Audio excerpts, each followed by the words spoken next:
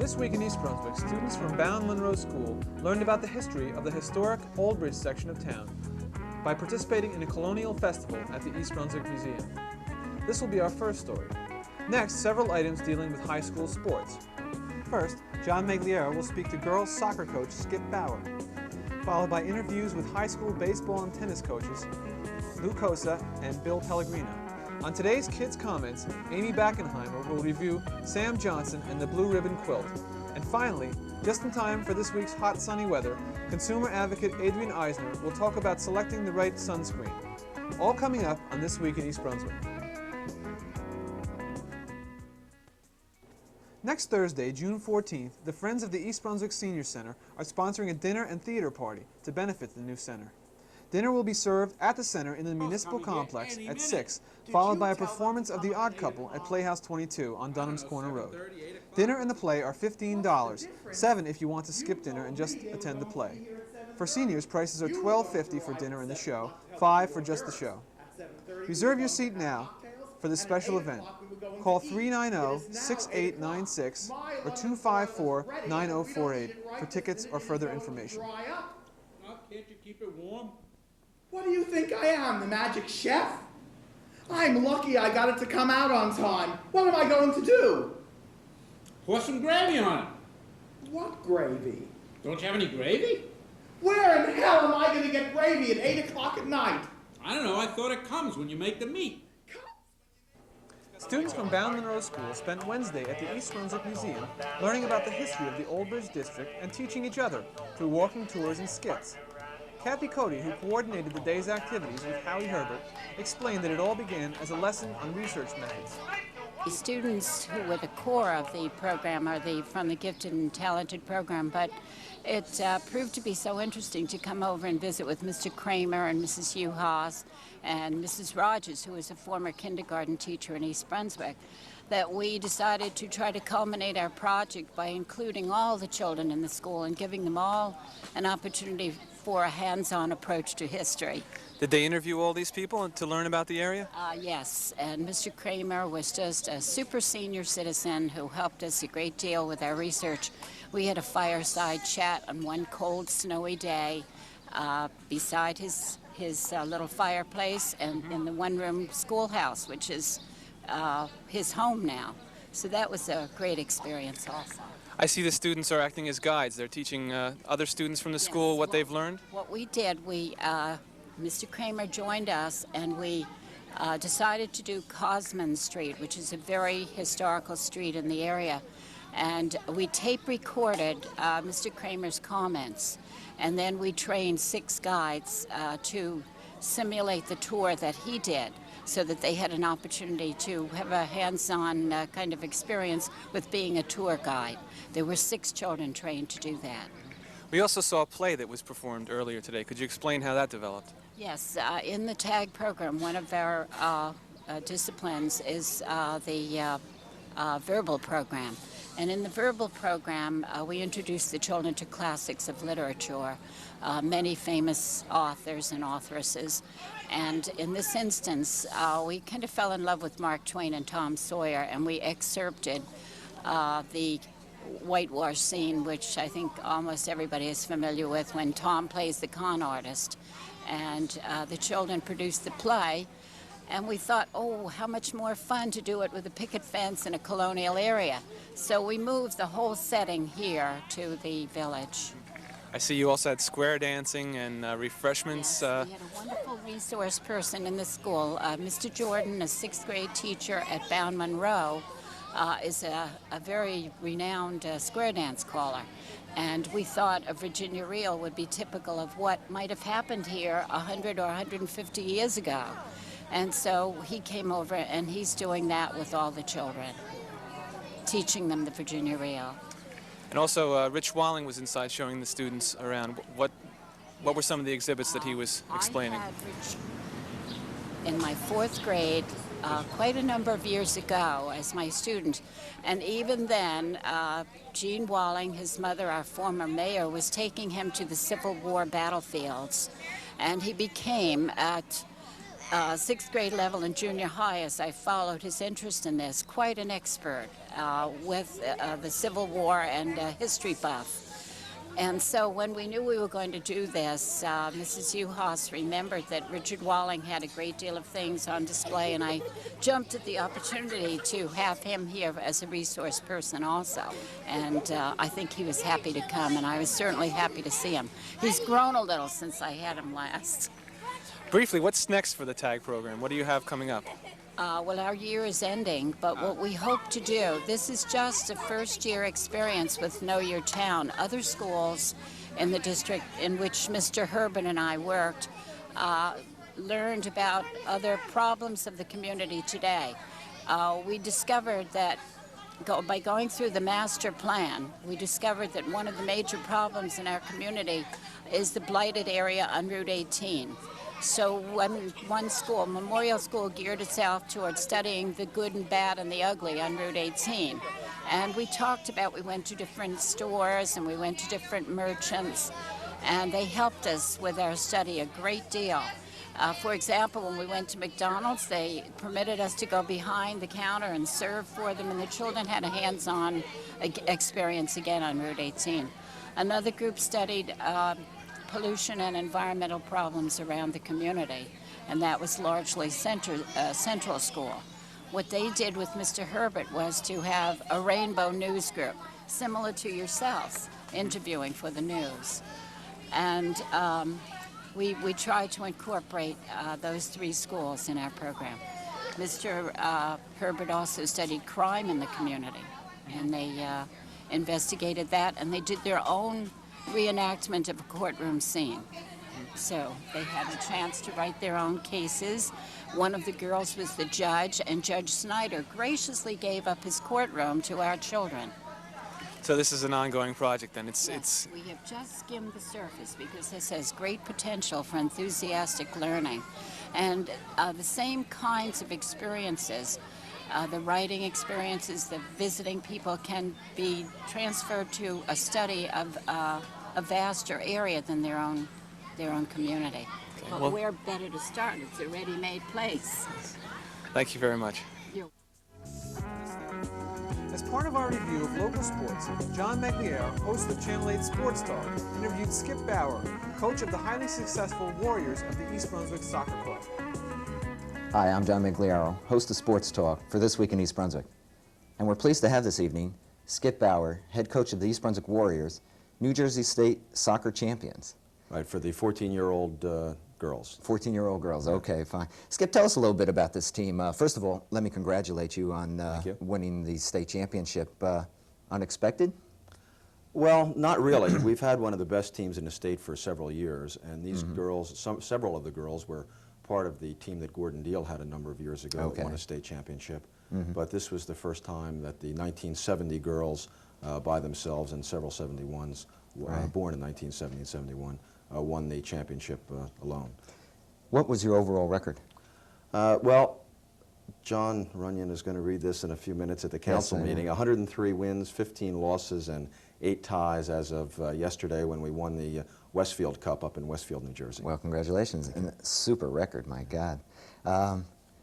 You must have just a fantastic group of girls. Well, we have 16 girls who are ages 13 and 14 years old. They've all been playing soccer since they were in 1st or 2nd grade. They started with the club in the instructional league and worked their way through the younger age groups in the recreational program. Right. And we put them into a travel team, and they've done exceptionally well. They're some of the finest soccer players in the state. I guess so, yeah. How much time do you spend, Skip, with the girls? Well, we practice generally twice a week. Most of the time we've done in the spring is with scrimmages, but that's approximately, I would say, 3 hours a week of practice and then our games. And your games are usually on weekends? Correct, Saturday and Sunday.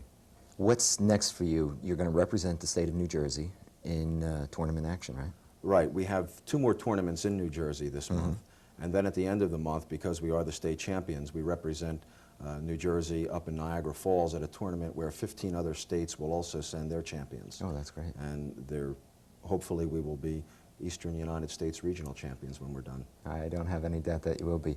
Skip, I don't want to keep you because I know that John Runyon and the Township Council is going to honor you this evening and the team with a proclamation.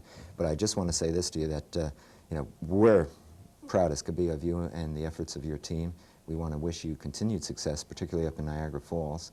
And what can we expect if someone locally wanted to see us in action? Well, we have just one home game left, which is a makeup game which isn't scheduled yet, so I can't give you very much there. But we will be down in Trenton on the weekend of the 15th and 16th of June at a tournament there, and in Willingboro the following weekend. Great. Skip, again, thank you so much. I don't want to keep you. I know that the town council is waiting. Okay. For This Week in East Brunswick, I'm John Migliaro. And now here's some information about the East Brunswick High School tennis team. Coach, you're off to a great start this year. You're ranked in the top 20 by the Star Ledger. What's the difference between this year's team and last year's team? Primarily experience and a great deal of depth, and a freshman named Jason Gould, who has helped us considerably. He's fitted into the #1 slot, and we're able to move our previous #1 man down to 2, keeping our #3 man, and we're pretty strong in doubles. We have about 12 kids that can play and probably would play on most teams in the state. So we're effectively very, very deep. How's the state ranking affected the team's style of playing and attitude?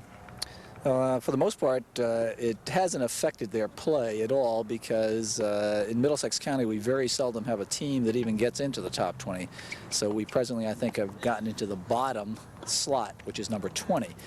We're not really interested in that. We're really interested in the final outcome. We'd like to be placed a lot higher in the state, and of course you have to win a sectional state championship in order to get any placement. So hopefully we're going to do that this year, and this will boost all of Middlesex County as far as tennis is concerned. Okay, Coach, if you would you run down the players for us?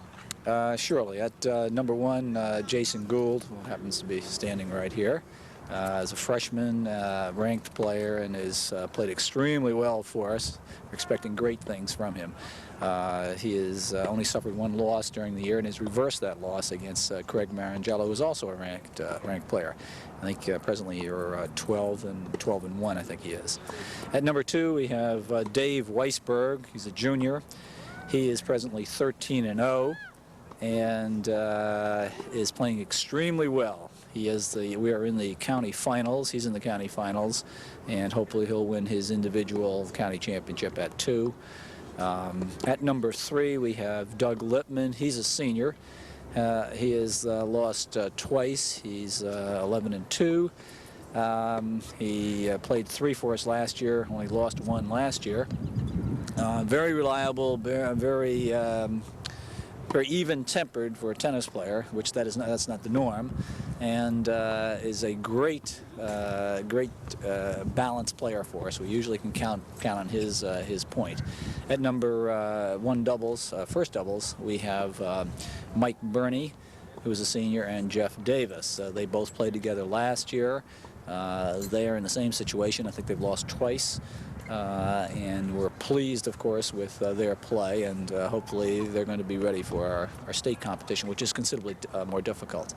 At second doubles, we have John Seaford, who's a 10th grader, and Bob Diallo, who is a junior. Between those two, they've stayed together at second for most of the season.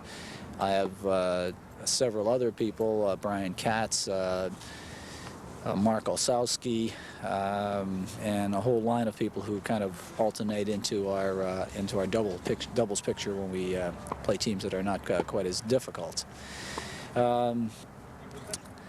We're carrying about 20 kids, all of whom seem to be fairly close as far as our bottom level team is concerned. We're expecting to probably have one of the better teams that I've had since I've been here. Great players. We have a lot of good players, so it should be good. Should be good for conference. How's the remaining schedule look for you so far? As I said, we are down to the finals in the counties. We are in the semifinals in the state, and have 2 matches remaining in the state in order to, of course, win our Central Jersey Group 4, which would put us into Princeton for the overall group. We have about 8 or 10 matches left for our our conference, and presently we're 13-0, and we're hoping to continue along those lines. It gets tougher as you go along. How far do you think this team's going to go in the state tournament? We'd like to, at the very least, win Central Jersey Group 4, and maybe win it all. We don't know. It gets tough when you get all the way up top, but we're looking to go in that direction. Okay, Coach. Good luck to you. Thank you. Since that interview, the team's record has climbed to 24-1. They took first place in the county and conference and are Jersey Group 4 champs. Now let's meet baseball coach Lou Kosa. Coach, what's been the team's weaknesses and strengths so far this year? Well, so far this year, it's like about a three-part season. We started off real well the first 5 games. We were 5-0, got some key hits, good pitching. Ran into a dry spot, lost like 4 in a row the past 2 weeks. And then this past week, we picked up 2 real big important conference games in the beginning of this week. I guess our strength so far has been getting the key hit and moving the runners around quite a bit. How do you see the team as you prepare for the state tournament? Well, if we play like we did the first couple games this week, we should be in the thick of it. We have not only that, but the county tournament coming up, and with the 2 wins right now, I guess that puts us in second place in the conference. So if we hit a hot streak, we could give people a lot of trouble. Okay, could you go over the players and their positions right now for us? Sure. Starting at first base, we have a senior, Bill Haberman. He's a left-handed batter. Second base is a senior, Bobby Bruno, right-handed batter. Shortstop is Larry Brobman, a senior. He's a righty. Third base is Joe Massoni, a senior, also a right-hander. Behind the plate, we have a junior, Mike Haberman. Had a big hit for us yesterday against Edison. He had a grand slam, put us in good shape right there. Left field is Mark Dobrinsky, a junior switch hitter. Center field is Mark Higgins. He's a senior left-handed batter. Right field, we've been alternating Pete Wetzel and Tommy Herbst, both juniors and both right-handed batters. Our pitching staff, the first 3 pitchers have been Bill Gerwig, senior right-hander, Steve Hughes, a junior right-hander, Billy Wagner, a junior right-hander, and a left-handed spot starter is Tom Riggio, who's also a senior left-hander. How's the remainder of the schedule look for you? We have a tough road to hoe. We just sent in our state tournament cutoff sheet. We were 500 at that time, 8-8. So that should put us at the bottom. You need a 500 record to get into it, and we just wound up with the 500. So I figure we'll have a top seed right off the start. So that's going to be tough for us. The county tournament is unavailable yet, and yeah, that's about it. Okay, Coach, thanks a lot. Okay, thank you.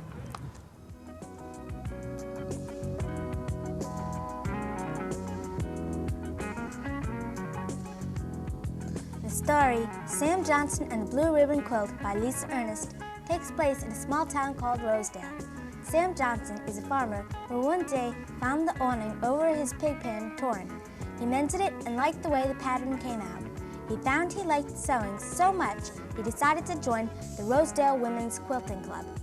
But they rejected him, so Sam decided to start a men's quilting club. He got 12 men together and they started to sew. However, the Rosedale Fair had an annual quilting contest, and problems arose when both groups entered. The theme of the book is, if you want to do something, go ahead and try. The characters are very interesting. There are many beautiful pictures, and the vocabulary is simple. I would personally recommend this book to beginning readers.